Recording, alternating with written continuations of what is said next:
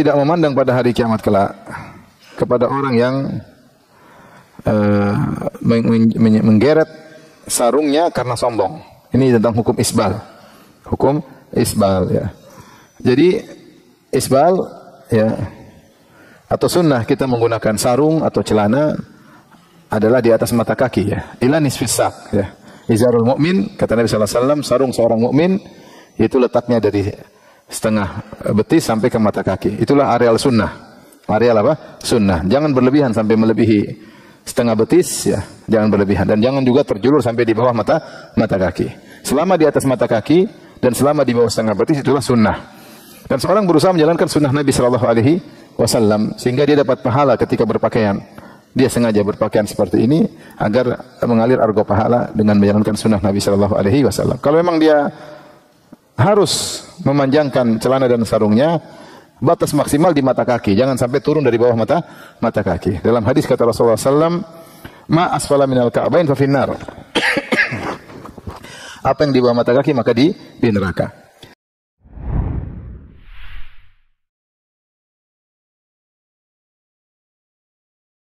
An Salamah ibn al-Aqwa radhiyallahu anhu anna rajulan akala inda Rasulillah sallallahu alaihi wasallam bishimalihi. Dari Salamah ibn al-Aqwa, semoga Allah meridhoinya, ada seorang memakan di sisi Rasulullah sallallahu makan pakai tangan kiri. Faqala Rasulullah sallallahu menasihatinya berkata, "Kul bi yaminik." Makanlah dengan tangan kananmu. Qala la astati. Kata dia, aku tidak mampu makan dengan tangan kanan. Qala la istata'ta man'ahu ila al-kibr. Kau tidak bakalan bisa makan dengan tangan kanan. Tidak ada mencegahmu kecuali karena kesombongan.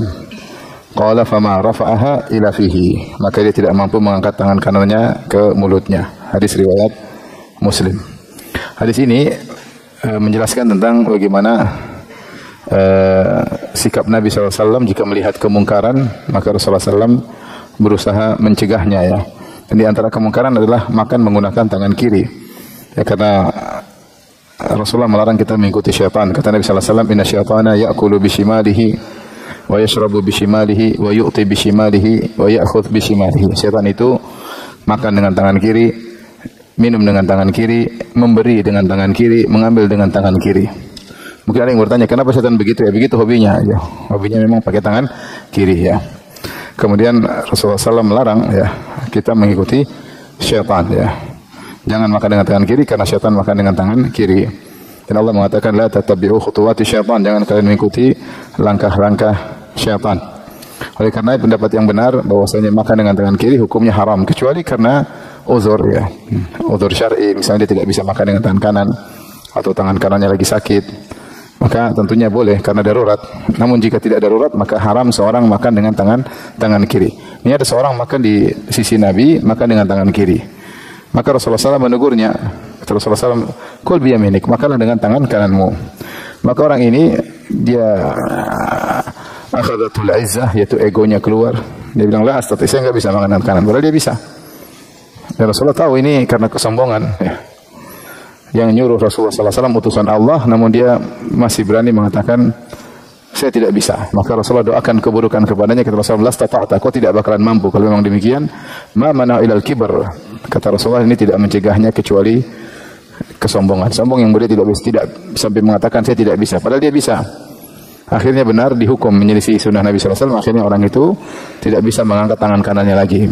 Ya, ada yang mengatakan tangan kanannya menjadi seperti apa namanya syalal, apa bahasa apa penyakit yang tidak bisa digerak lagi apa namanya?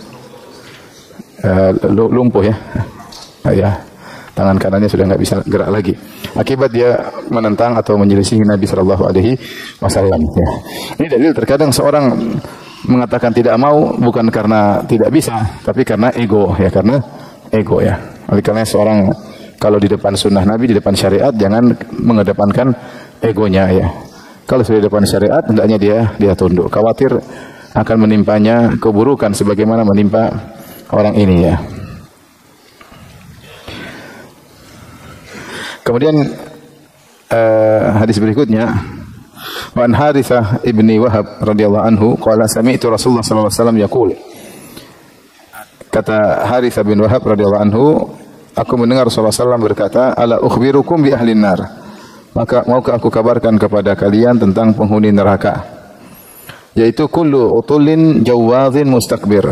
Setiap orang yang utul tul jafi al-qasi, yaitu orang yang al-qasi al-jafi, yang kasar, keras terhadap orang lain ya. Jawaznya dikatakan badannya besar dan sombong. Al-mukhtal yaitu berjalan dengan kesombongan. Mustakbir yaitu orang yang angkuh. Orang yang angkuh ya. Muttafaqun alaih, hadis riwayat Al-Imam Al-Bukhari dan Al-Imam Muslim. Kata Al-Imam Nawawi rahimahullah taala, wa taqaddama sampai sini muttafaqun alaih. Di sini Rasulullah mengabarkan bahwasanya penghuni neraka yaitu orang yang memiliki akhlak yang buruk, sombong secara hati, kemudian ekspresikan dalam gestur tubuhnya, di mana dia sombong dari cara berbicaranya, cara berjalannya, dan kasar. Dan kalau sombong biasanya arogan, kasar kepada orang lain. Kalau kita lihat hadis-hadis atau dalil-dalil tentang penghuni surga atau penghuni neraka, mungkin boleh saya katakan bahwasanya sebab utama masuk surga adalah tauhid dan akhlak yang baik. Tauhid, dan sebab utama masuk neraka adalah syirik dan akhlak yang buruk. Terlalu banyak dalil yang menunjukkan akhlak yang buruk menjerumuskan orang dalam neraka jahanam. Maka seorang waspada dalam bersikap sesama manusia kepada orang lain, hendaknya dia berusaha menjaga akhlaknya. Karena seperti hadis-hadis seperti ini ya. Mau aku kabarkan kepada penghuni neraka. Ternyata itu tentang akhlak. Dia sombong, dia angkuh, sikap kasar, keras kepada orang lain, arogan, mentang-mentang. Biasanya gitu kalau sudah punya backingan atau sudah punya ya, kekuatan, maka sikap kasar kepada orang lain ya. Karena arogan, mentang-mentang. Nah, ini ternyata merupakan sebab utama masuk neraka jahanam. Kembali lagi, ini tentang kesombongan, bahwasanya sombong sebab masuk neraka jahanam. Kemudian hadis berikutnya, wan Abi Sa'id Al-Khudri radhiyallahu anhu, anin Nabi sallallahu alaihi wasallam qala, dari Nabi sallallahu alaihi wasallam beliau bersabda, ihtajjatil jannatu wan nar. Saling berdebat antara surga dan neraka ya. Faqalatin nar, maka neraka berkata ya, yaitu lihat penghuniku, kata neraka, fiyya al-jabbarun al-mutakwal mutakabbirun. Yang ada padaku adalah orang al-jabbar. Jabbar itu orang zalim, yang semena-mena. Ya. Wal mutakabbirun, orang-orang yang sombong. Itulah penghuniku, kata neraka. Wa qalati al-jannah, dan surga berkata, fiyya dhu'afa'un nas wa masakinuhum. Adapun yang ada padaku orang-orang yang lemah dan orang miskin. Faqadallahu bainahuma, maka Allah memutuskan di antara keduanya, antara surga dan neraka, terjadi perdebatan di antara mereka berdua ya. Kata Allah, innaki al-jannatu rahmati arhamu biki man asya. Sungguhnya engkau surga, engkau adalah rahmatku, yang dengan engkau aku merahmati siapa yang aku sukai. Wa innakin naru adzabi. Adapun engkau wahai api neraka adalah azabku. Wa adzibu biki man asya'u. Aku mengadab denganmu siapa yang aku kehendaki. Wa likilaikuma alayya mil'uha, dan kalian berdua akan aku penuhi penghuninya. Tapi di sini dibuka dengan Rasulullah mengabarkan, ini hadis riwayat Muslim, hadis yang sahih, bahwasanya terjadi diskusi, dialog antara surga dan neraka. Dan kita meyakini zahirnya bahwasanya Allah bisa menjadikan benda-benda yang mungkin menurut kita bukan manusia, selain malaikat, selain jin, ternyata mereka bisa berbicara ya.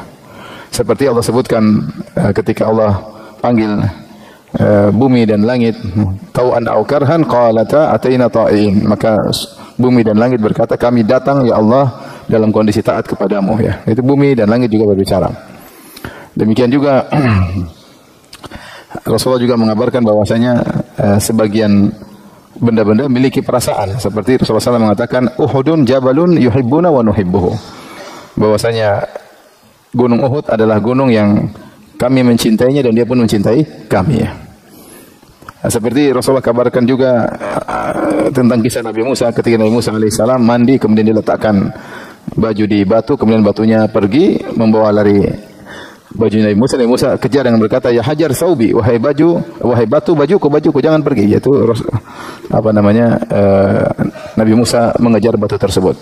Demikian juga Rasulullah SAW mengatakan, inni la'alamu hajaran bi Makkah kana yusallimu alayya qabla an ub'ats. Saya tahu batu di Mekah dulu sering memberi salam kepadaku sebelum saya diutus. Jadi kalau Nabi lewat dia bilang assalamualaikum. Jadi Batu itu kasih salam, mengucapkan salam kepada Nabi. Demikian juga para sahabat mendengar ketika Nabi biasanya berkhutbah, bertelekan kepada batang pohon korma. Ketika dibuat mimbar, Rasulullah meninggalkan batang pohon korma tersebut. Ternyata pohon korma tersebut menangis dan terisak, dan isakannya didengar oleh para sahabat.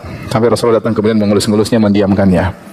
Demikian juga para sahabat mendengar ketika Rasulullah SAW makan makanan di tangan Nabi bertasbih. Demikian juga pada hari kiamat Allah mengabarkan bahwasanya tangan dan kaki bisa berbicara. Al-yauma nakhtimu ala afwahihim wa tukallimuna aydihim wa tashhadu arjuluhum bima kanu yaksibun. Pada hari tersebut kami tutup mulut-mulut mereka, maka tangan mereka yang berbicara, kaki mereka menjadi saksi atas apa yang mereka perbuat. Allah juga berfirman, wa qalu li juludihim lima syahidtum alaina. Ternyata kulit-kulit juga berbicara, ya. Kulit-kulit berbicara.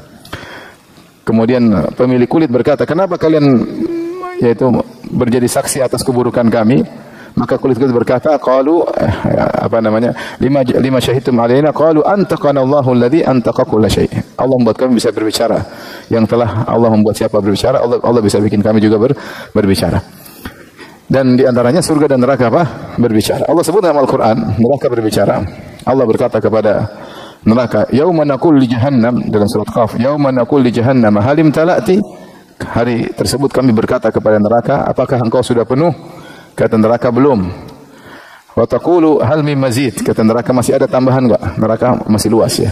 Jadi enggak ada coupling yang kosong, coupling yang penuh, masih masih luas ya. Jadi neraka minta tambahan. Maka berdiskusilah neraka dengan surga. Mereka selalu mengabarkan siapa penghuni mereka. Maka neraka berkata, "Fiyya al-jabbarun al-mutakabbirun." Yang menempatiku orang-orang sombong, orang-orang semena-mena dan orang-orang sombong ya. Dan Allah telah berfirman tentang neraka, "Fa bi'sa maswal mutakabbirin." Maksudnya neraka adalah seburuk-buruk tempat untuk orang-orang sombong. Jadi hadis ini menunjukkan bahwasanya orang sombong tempatnya di mana? Di neraka. Kalau mau masuk surga jangan sombong. Kapan sombong mudah masuk neraka. Kalau mau surga jangan semena-mena. Ya. Kapan semena-mena masuk neraka? Biasanya orang semena-mena, ya orang berbuat lalim itu juga karena apa? Kesombongan, mentang-mentang arogan, sombong ya. Karena ada kesombongan, makanya dia arogan, makanya dia semena-mena.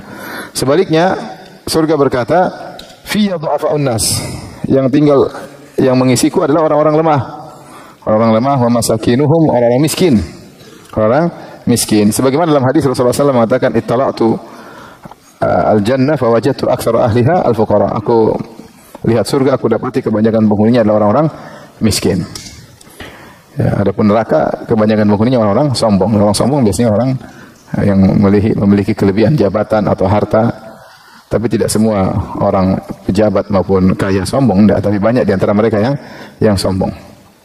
Maka Allah pun memutuskan perkara mereka berdua dan Allah berkata, "Wahai surga, engkau adalah rahmatku, dengan engkaulah aku akan merahmati siapa yang aku kehendaki.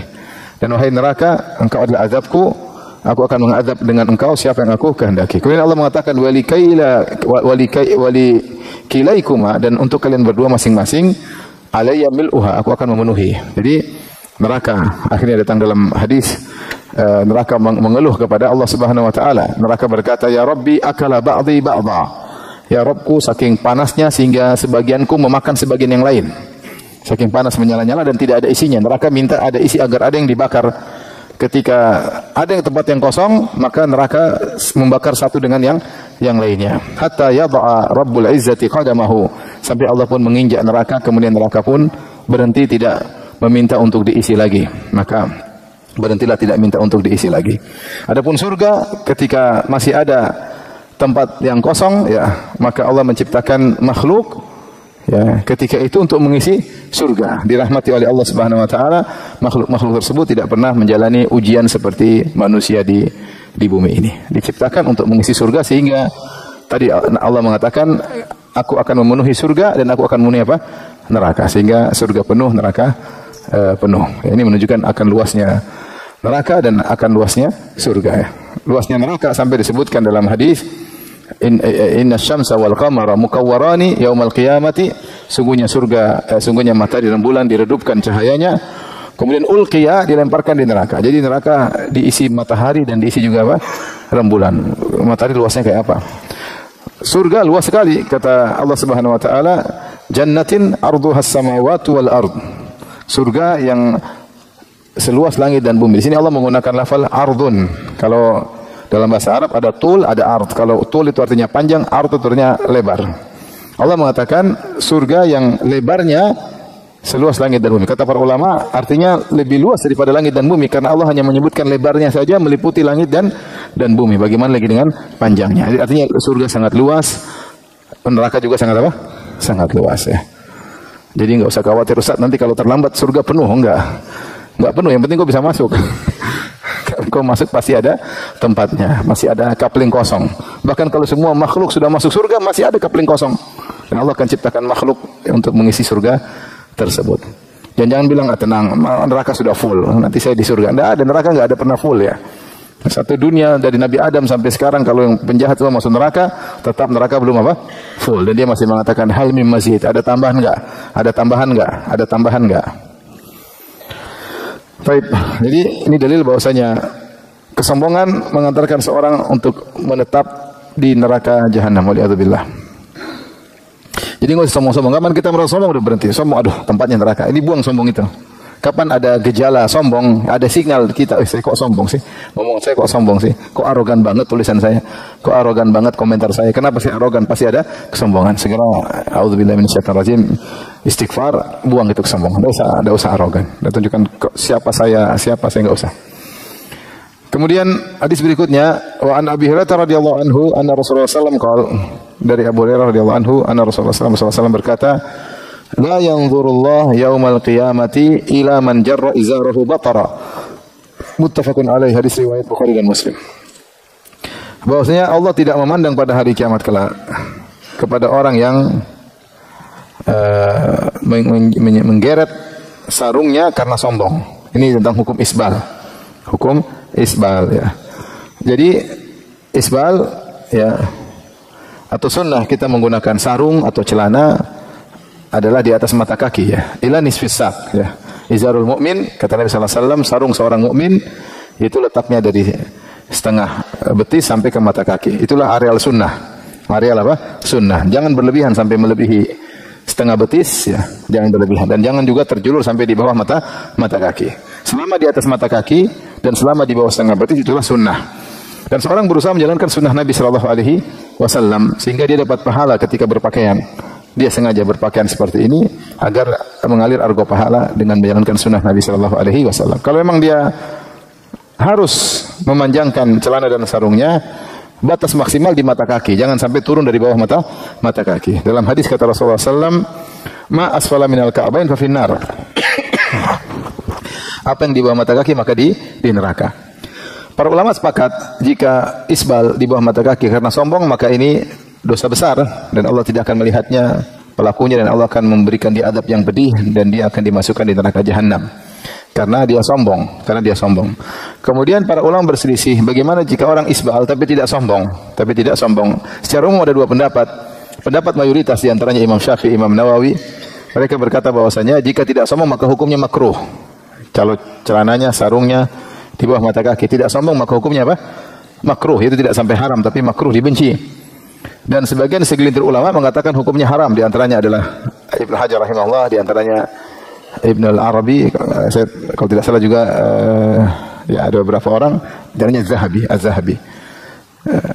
Oleh karenanya kehati-hatian, kewaspadaan mengharuskan kita untuk tidak isbal.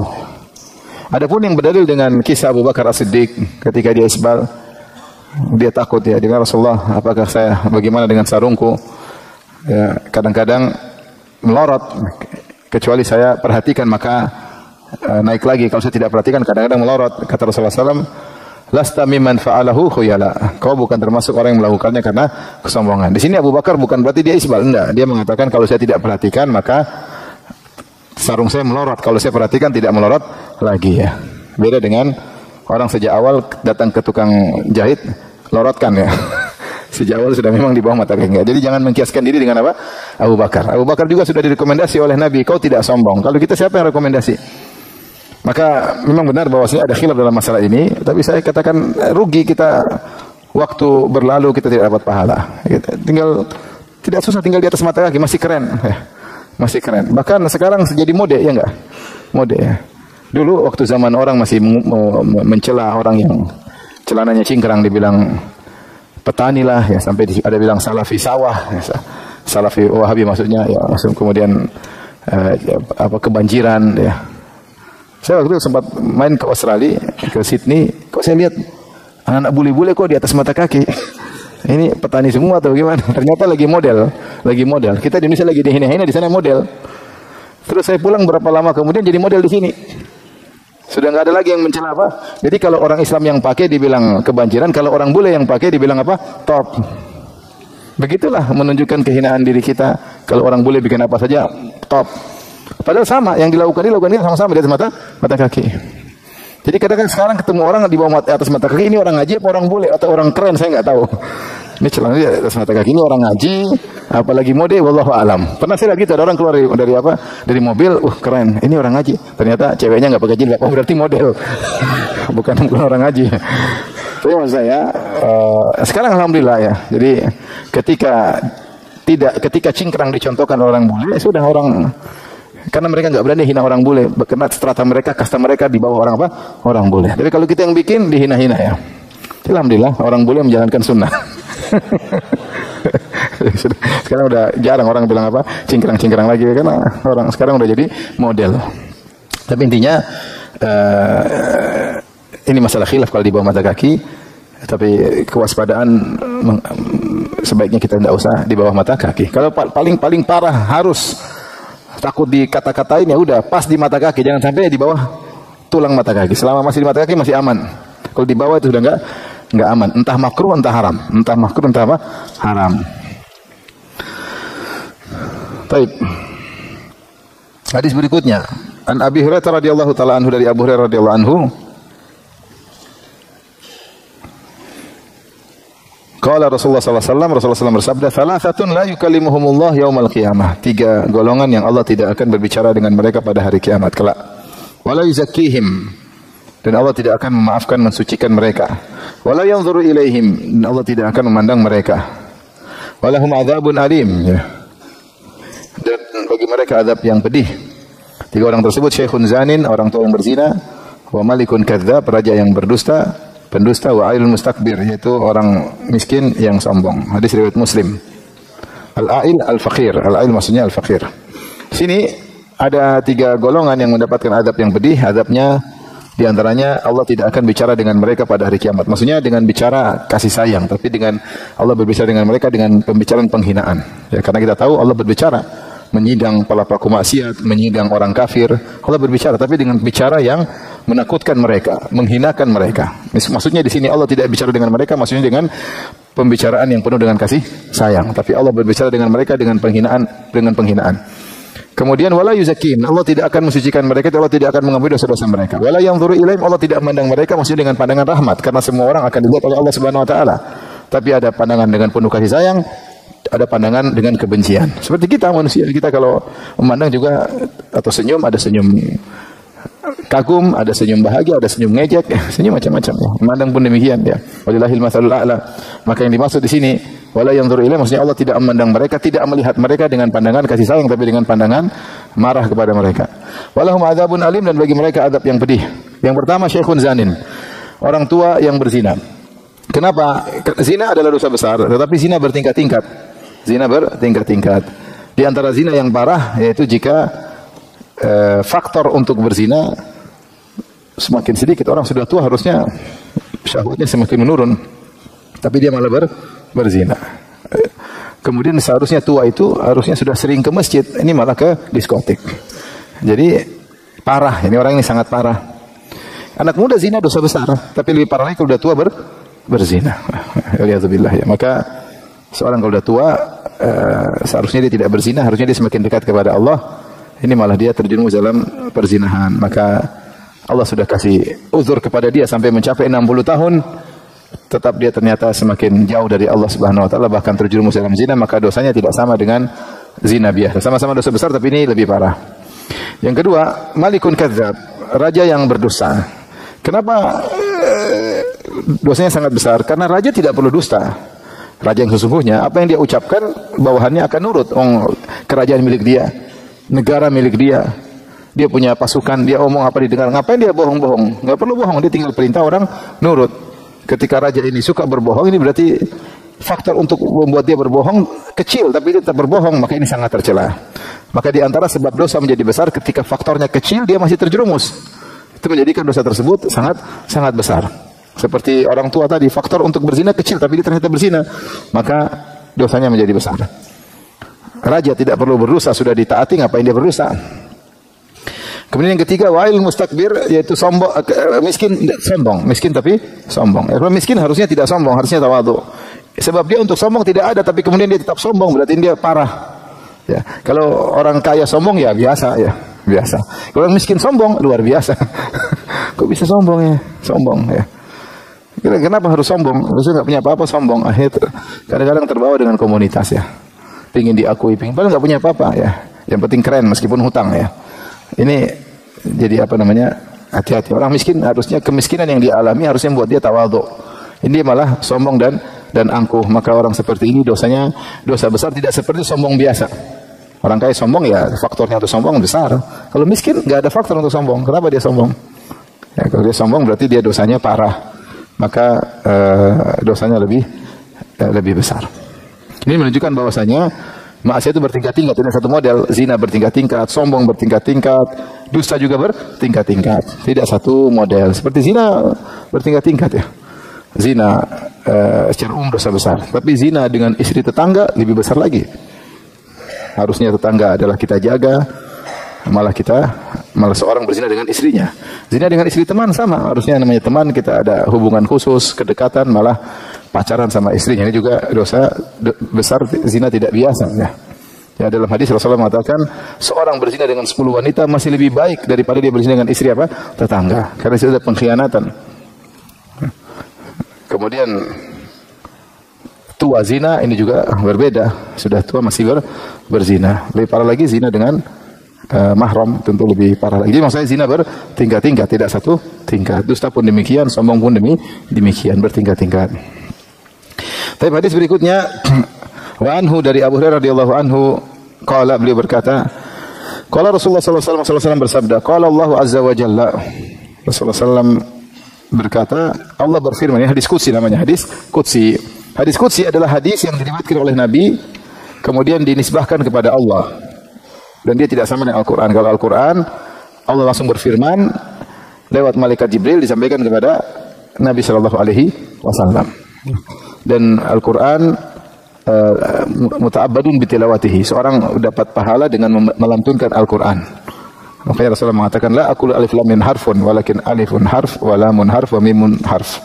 Saya tidak mengatakan alif lam mim satu huruf, tetapi alif satu huruf, lam satu huruf, mim satu huruf, dan wal hasanatu bi asyri amsalihha.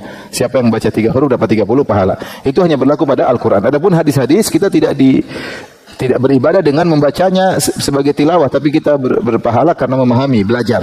Karena belajarnya Al-Quran, tilawahnya saja, seadanya pun kita tidak paham, tetap dapat pahala. Ya, sehingga kita baca. Adapun hadis-hadis tidak, termasuk hadis qudsi, maka hukumnya tidak sama dengan Al-Quran. Demikian juga Al-Quran diriwayatkan secara mutawatir dan tidak boleh diriwayatkan secara makna.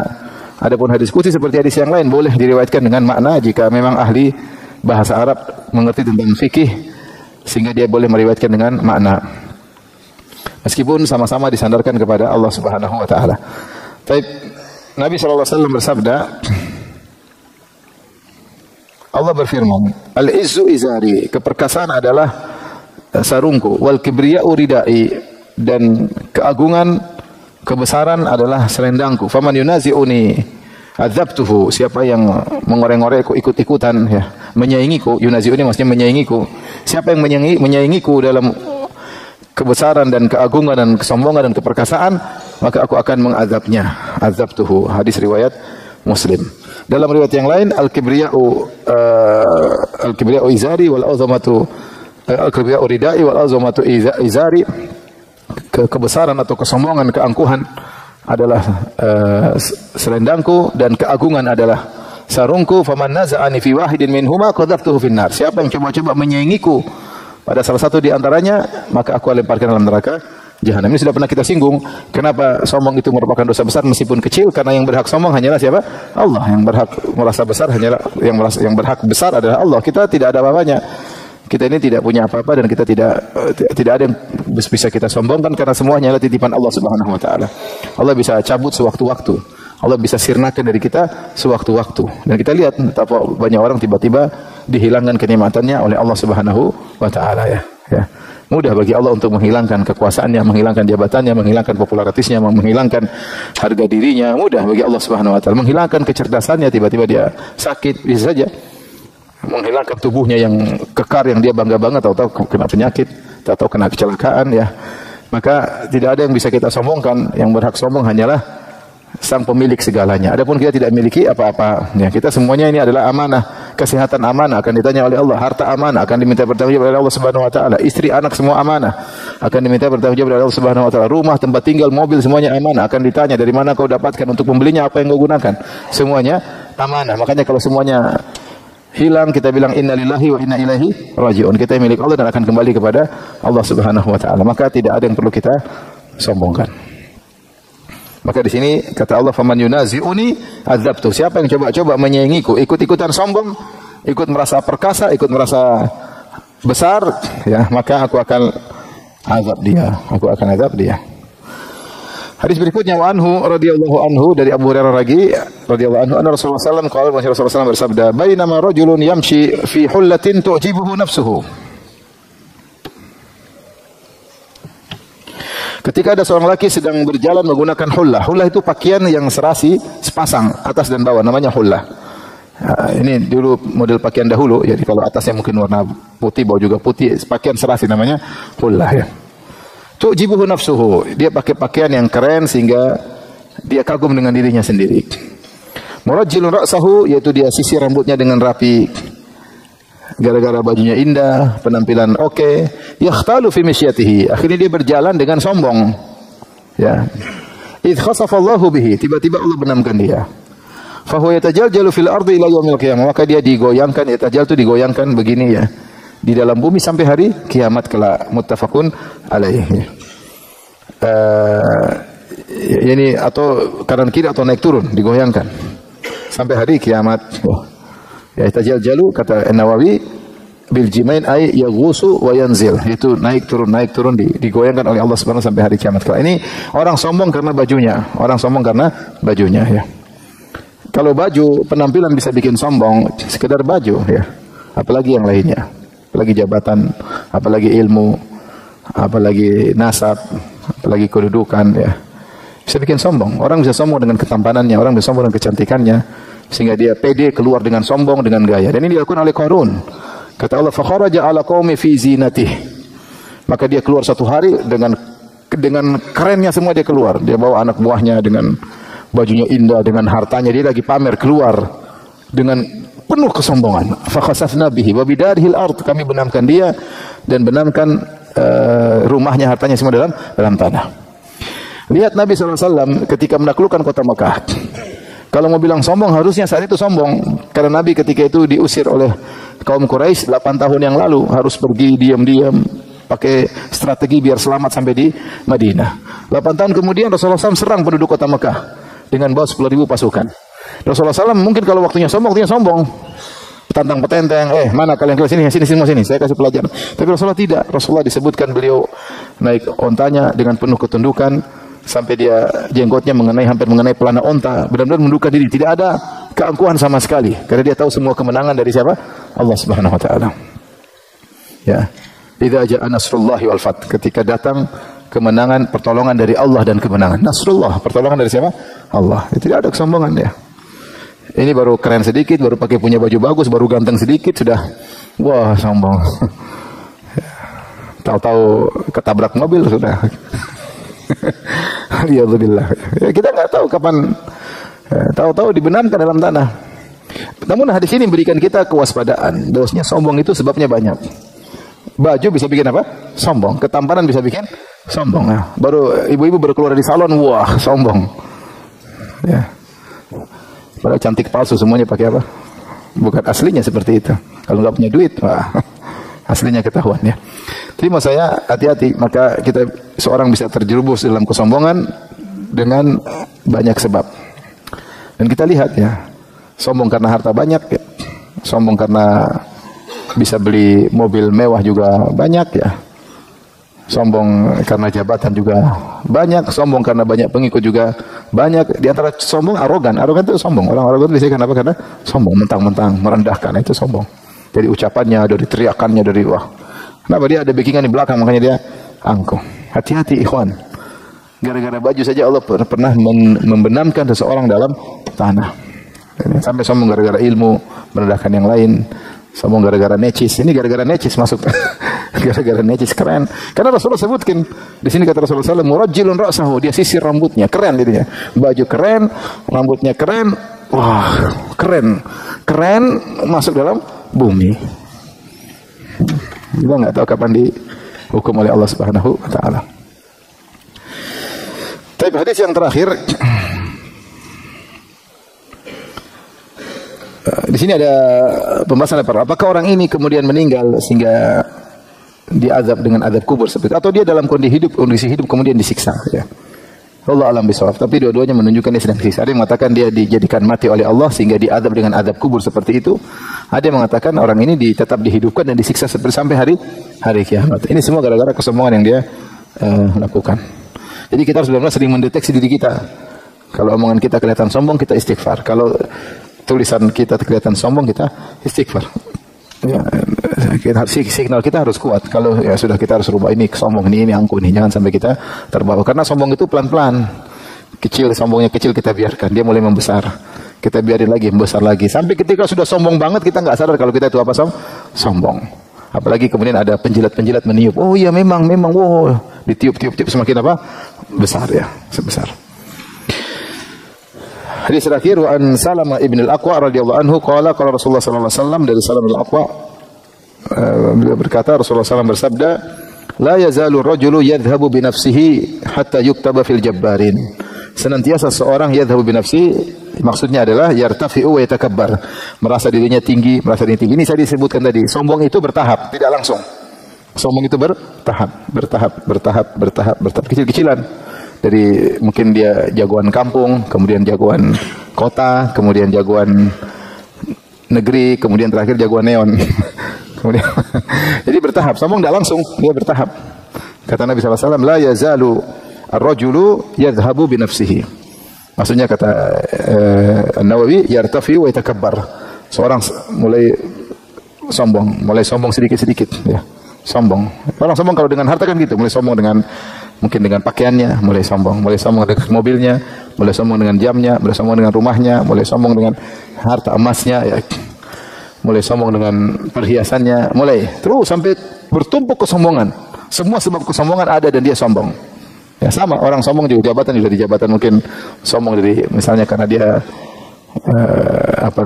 jabatan kecil mulai sombong, mulai besar semakin besar semakin angkuh sehingga lupa diri.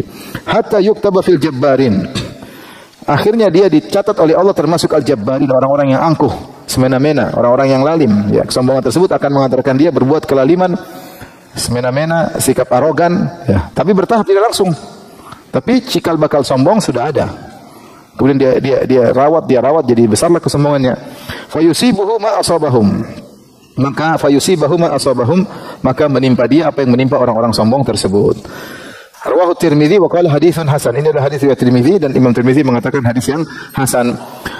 Dan ini tadi saya katakan seorang harus mencegah kesombongan sejak awal, sejak dini. Kalau dia sudah terdeteksi dia rasa dia sombong atau ada yang menegur, antum kayaknya sombong ngomong itu, kamu sombong sekali. Hati-hati. Karena sombong itu terkadang tidak kita rasakan tapi dirasakan oleh teman kita. Dirasakan oleh lawan bicara. Kadang kita tidak sadar tapi istri kita menyadarkan, kamu sombong. Ya, kamu sombong. Kalau sudah ada teguran kita introspeksi diri, jangan kita ego. Enggak, itu ego. Kalau udah ego repot. Akhirnya sombong tersebut akan berkembang dan berkembang. Sehingga orang-orang sombong tersebut ketika mati ya, kemudian dibangkitkan pada hari kiamat dengan penuh kehinaan. Apa kata Nabi sallallahu alaihi wasallam? Yuhsyarul mutakabbiruna yaumal qiyamah ka'amsaridzal fi suwarir rijal yakhshahumudz dzul min kulli makan. Sungguhnya orang-orang sombong akan dibangkitkan pada hari kiamat kelak ukurannya kecil seperti semut, tapi bentuknya manusia. Yakhshahumudzul min kulli makan, diliputi oleh kehinaan dari segala sisi, hampir diinjak ini, diinjak manusia. Ini dibangkitkan karena dulu merasa besar, maka dibangkitkan dalam bentuk kecil, hampir diinjak-injak oleh orang-orang yang dibangkitkan bersamanya, terhina dia dari segala sisi. Karena selama ini dia merasa besar dari segala sisi, dia dibangkitkan terhina dari segala sisi. Waliyadzubillah, semoga Allah menjauhkan kita dari sikap sombong dan ujub. Allah taala alam bisawab. Wabillahi taufik. Assalamualaikum warahmatullahi wabarakatuh. Assalamualaikum warahmatullahi wabarakatuh. Sampai jumpa kembali di World Islam Channel.